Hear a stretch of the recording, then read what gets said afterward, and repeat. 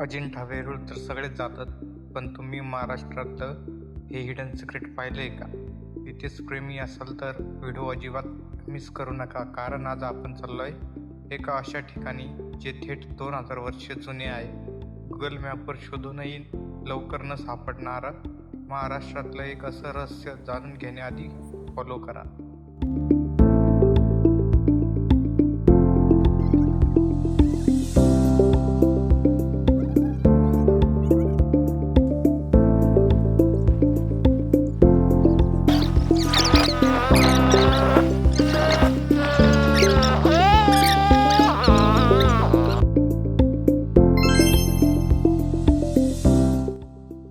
हे entry point आहे.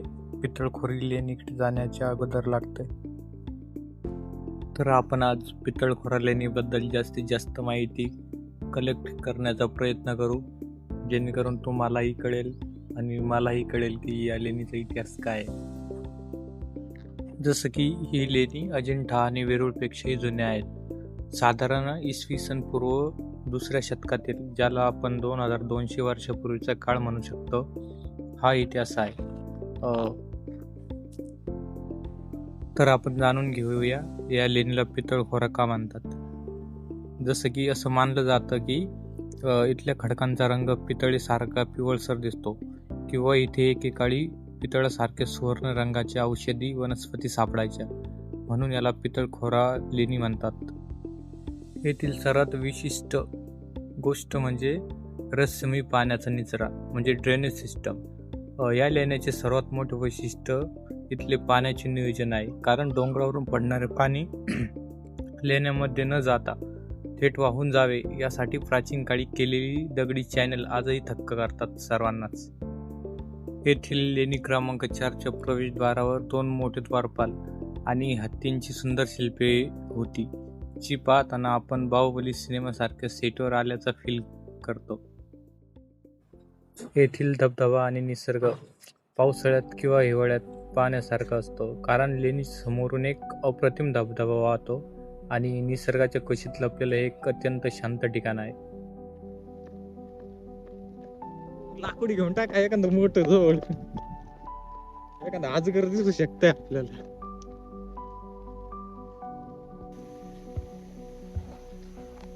तर हा लेणीच्या आसपासचा परिसर असा आहे. जवळपास जास्तीत जास्त सागाचे झाड आहेत.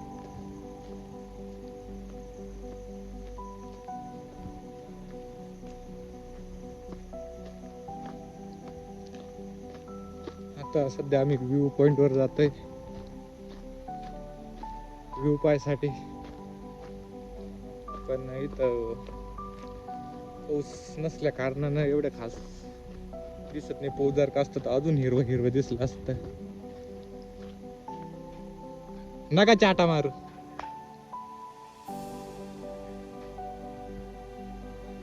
वर जाशान, मला पण यायचंय वर. दाजी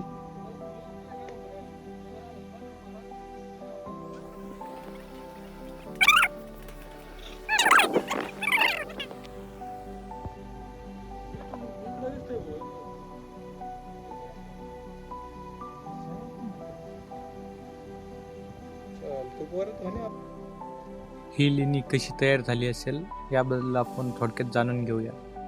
या लेण्या बेसॉल्ट खडकामध्ये कोरल्या गेल्या आहेत. साधारण 2200 वर्षापूर्वी, म्हणजे इसवी सन पूर्व 2रे शतक ते इसवी सन 3रे शतक, म्हणजे सातवाहन राजाच्या काळात या लेण्याचे खोदकाम झालं.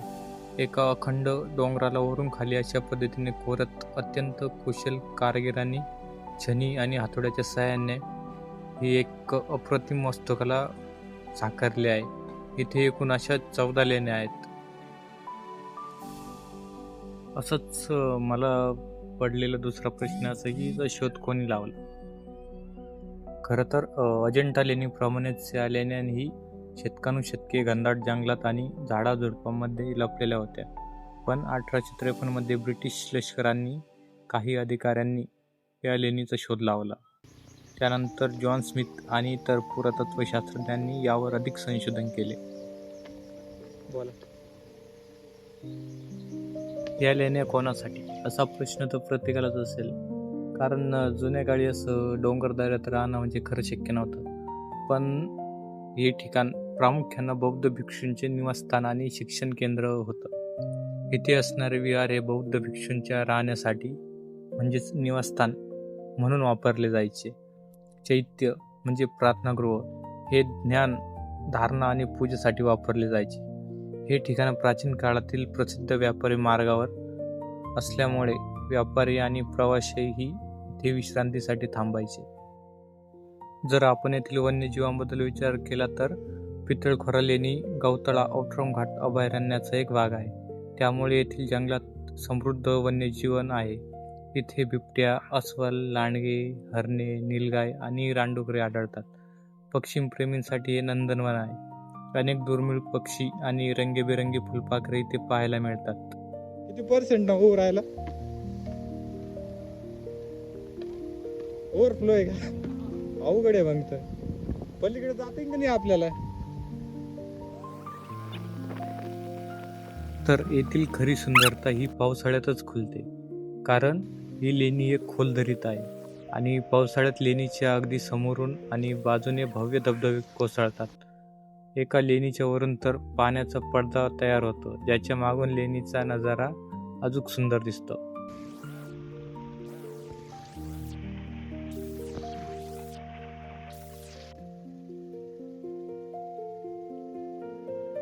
तरी आम्हाला पहिलंच कुंड लागलं. तिथे आल्यावर अजून खाली पण जायचंय आणि आसपासचा परिसर.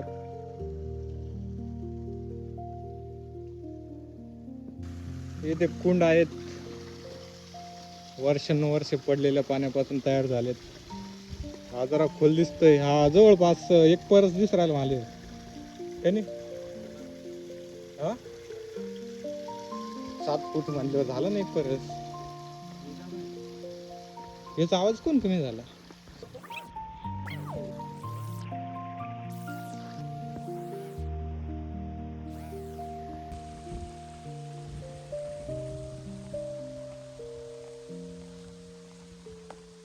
आता आम्ही सध्या खाली चाललोय. इथून बघून छोटे छोटे झरे. आता आम्ही चाललो खाली. काय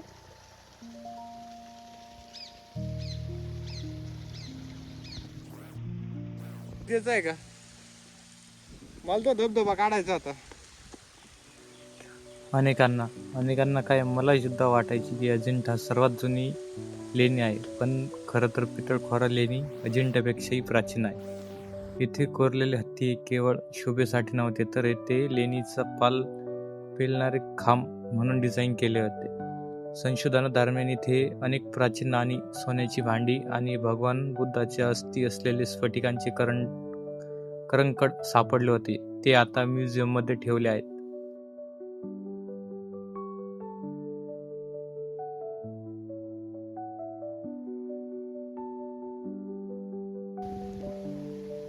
काय थोडीफार माहिती सांगा ना. हा थांबा, आलोच मी तिकडे. हा काहीतरी गावगर आली इथं. थांबा, आताच नाही. हा ही कलर पेंट हे सगळं आताच आहे गॅरंटी. हे सगळं आताच आहे. ओ दाजी यार, फोटोले क्लास राहिला. लय तुम्ही डायरेक्ट दोघं गोरे दिवस राहिले. बौद्ध लेणीच्या आतील हा नजारा भारी, डेंजर, रंगीबिरंगी. हे बा ना, स्तंभ आहे पण सगळे वेगवेगळ्या पॅटर्न नुसार. इकून पहिले 4 चौकोनी, इकून 2 चौकोनी, मग 2 षटकोन, 1 चौकोनी, 1 षटकोन, चौकोनी चौकोनी षटकोन, चौकोनी चौकोनी. पॅटर्न वेगळा आहे. काढला का? इथे भेटीसाठी बेस्ट ऋतू पावसाळा म्हणजे जुलै ते ऑक्टोबर महिना हा सर्वोत्तम काळ आहे. या काळात आजूबाजूचा परिसर पूर्ण हिरवागार असतो आणि धबधबे जिवंत असतात.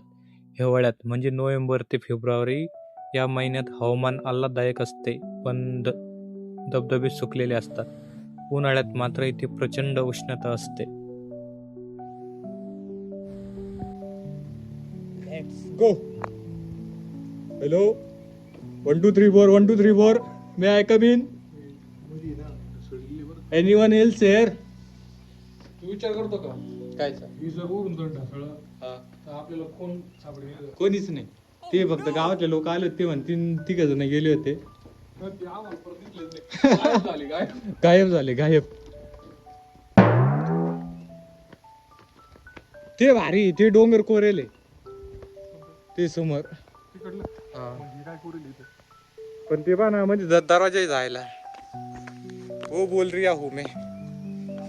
हा हा विषय असा आहे हा. इथं वरची खिडकी काढली. कोणाला हवा आहे?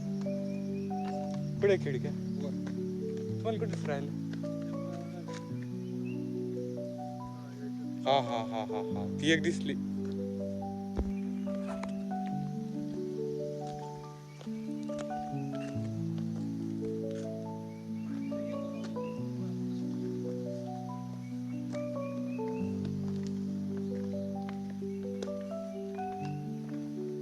खाली खाली जावं लागेल आपल्याला खाली. हा ना, सिस्टमॅटिक आहे, सिस्टमॅटिक. तर पितळ खोऱ्यामध्ये एकूण 14 लेण्या आहेत, ज्या 2 गटात खोऱ्याच्या दोन्ही बाजूला विभागल्या आहेत. 1 ते 9 लेण्या एका बाजूला आणि 10 ते 14 लेण्या दुसऱ्या बाजूला आहेत. महत्त्वाच्या लेण्या आणि त्यांची वैशिष्ट्ये थोडक्यात आपण जाणून घेऊया. जसे की लेणी क्रमांक 3, मुख्य चैत्यगृह म्हणजे प्रार्थनागृह. ही इथली सर्वात मोठी आणि महत्त्वाची लेणी आहे. यामध्ये तब्बल 37 खांब आहेत. या खांबावर महायान काळातील भगवान बुद्धांची सुंदर चित्रे आजही पाहायला मिळतात. इथल्या स्तूपामध्ये प्राचीन काळी स्फटिकांचे करंगड सापडले होते. लेणी क्रमांक 4 म्हणजेच महान विहार, बौद्ध भिक्षूंचे राहण्याचे ठिकाण. याचे प्रवेशद्वार सर्वात भव्य होते. दरवाजाच्या दोन्ही बाजूला द्वारपाल, हातात भाला असलेले रक्षक आणि खाली दगडी हत्तींची रांग होती. इथे सर्वात मोठी गजलक्ष्मी, देवी लक्ष्मीची मूर्ती कोरलेली होती. प्लास्टर नाही होते टाचे मारले.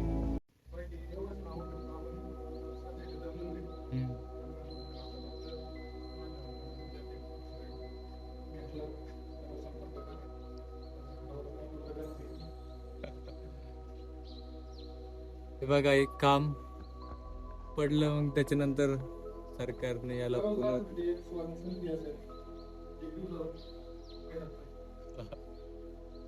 समजलं ना.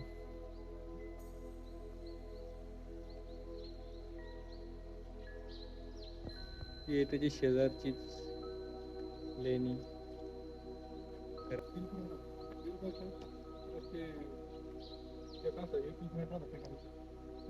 नट टाकला का ते मध्ये पॅक होत. नेमकं काय राहते नाही माहिती तुम्हाला? काय असतं ते? Fitting bolt. फिटिंग बोल्टने फिटिंग केलेत. ही माहिती दिल्याबद्दल तुमचे इथं बसून काहीतरी मी आणि माझ्या पुऱ्या टीमच्या वतीने हार्दिक अभिनंदन करतो. इथं बसून लेणी क्रमांक 3च्या वर पावसाचे पाणी लेणीत जाऊ नये म्हणून दगडाला छिद्र करून पाणी थेट खाली दरीत वळविण्याची अप्रतिम इंजिनिअरिंग इथे पाहायला मिळते. अजिंठा आणि वेरूळच्या तुलनेत पितळखोरा लेणी बऱ्याच अंशी पडझड झालेल्या अवस्थेत दिसते. याची मुख्य 3 कारणे आहेत. बघा, तेच आहे ना धबधबा ह्यो.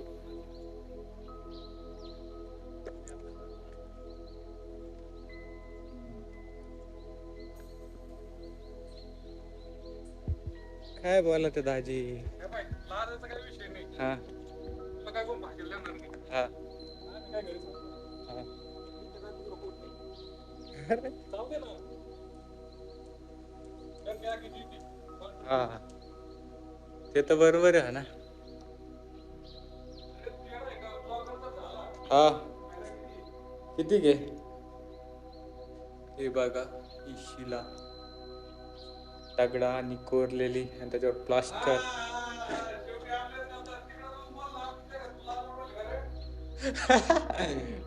अरे बाप दाजी, लय बोलले तुम्ही आता बर का, लय बोलले तुम्ही, लय लय लय डेंजर. आता मला सहन नाही होणार हं.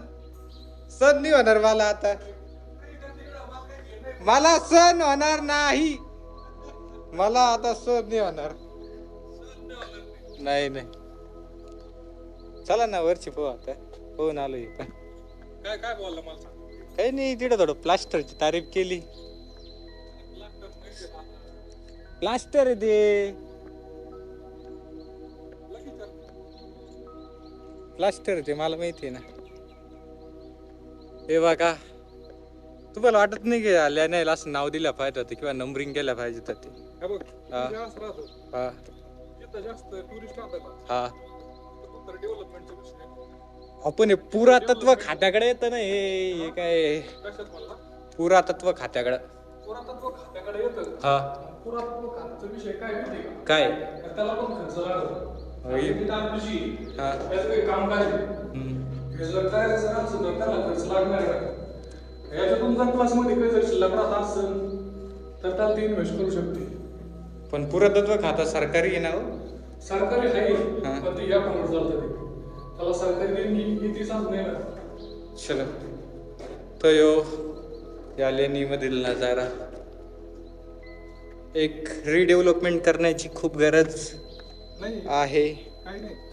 असं दाजीला वाटतंय. वाट मला असं वाटतं इकडे एक प्यायचं पाण्याचं फिल्टर बसवायला पाहिजेत.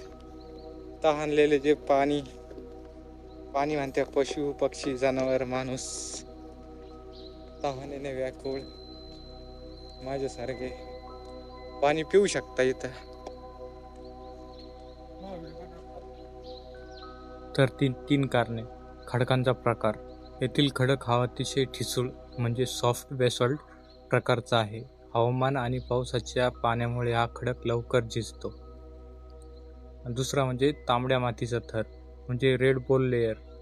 खडकांच्या मध्ये तांबड्या मातीचा एक थर होता. काळाच्या ओघात पाणी लागून ही माती वाहून गेली, ज्यामुळे 2 लेण्यांमधील भिंती आणि लेणीचे छप्पर कोसळले. म्हणूनच लेणी क्रमांक 1 आता एका मोठ्या नैसर्गिक गुहेसारखी दिसते. आणि तिसरा म्हणजे धबधबा आणि भूस्खलन म्हणजेच वॉटरफॉल्स अँड लँडस्लाइड्स. पावसाळ्यात लेणीच्या वरून आणि बाजूने प्रचंड वेगाने पाणी वाहते. यामुळे डोंगराचे कडे कोसळते आणि पुढचे भव्य दर्शनी भाग तुटून खाली दरीत पडले. इथे गुपित भुयारे असण्याची शक्यता आहे, कारण स्थानिक कथा म्हणतात की इथे देवगिरी म्हणजे दौलताबाद किल्ल्यापर्यंत जाणारे गुपित भुयार आहे. मात्र पुरातत्व विभाग, ASI आणि जिओलॉजिस्टच्या मते इतक्या लांब अंदाजे 40 ते 50 किमी भुयार असणे भौगोलिकदृष्ट्या अशक्य आहे. चेतावणी दिलेली आहे, वाचू शकता तुम्ही. चला मित्रांनो, आता आम्ही जातोय घरी आमच्या पाऊस येण्याच्या अगोदर, कारण की ते प्रत्येक ठिकाणी धबधबा सुरू होऊ शकतो. त्यामुळे हे बघा, डायरेक्ट फिल्टर पाणी भरताना दाजी शेठ. अरे बाबा काय सापडले पैसा.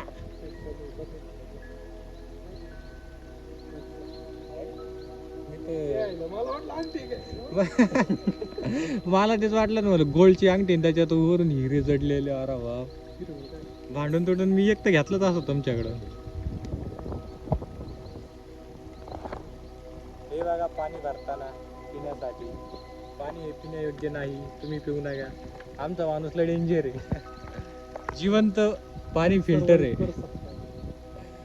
जिवंत फिल्टर पाणी, फिल्टर प्लांट आहे आमचा जिवंत. तर शेवटचा प्रश्न, सरकारने कधीपासून संरक्षण दिले?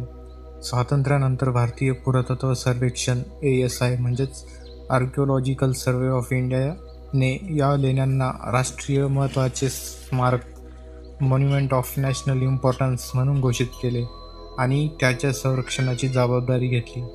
तेव्हापासून या लेण्यांचे संवर्धन केले जात आहे.